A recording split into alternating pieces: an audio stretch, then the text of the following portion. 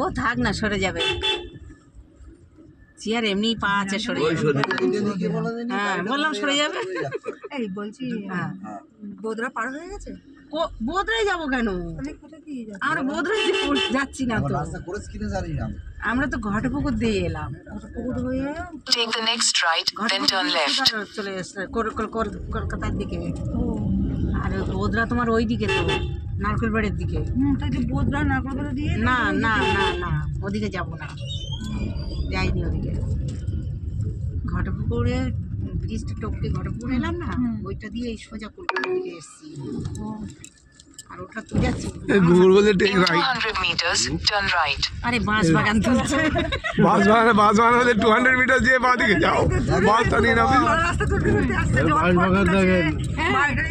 জল পাচ্ছিল। আরে দাদা, গোপালদা বলে 200 মিটার যেয়ে বাসটা নিয়ে নাও। এই সাইডে তুলুন দাদা, এদিকে তুলুন, এদিকে বাসটা পুরো দেখেন কত সুন্দর বাগান।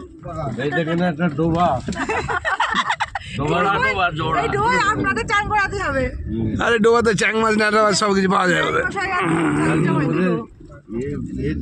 বরযাত্রী গাড়ি তো সব হেঁটে আসবে। ওই ওদিক থেকে নেমে ওই মেন রাস্তায় নেমে হেঁটে আসতে হবে। মনে হচ্ছে গ্রাম গ্রাম বলো, কতক্ষণ পরে মনে হচ্ছে এটা একদম পুরো গ্রাম। নাড়ার মতন নেই। রিস্কার পা আছে।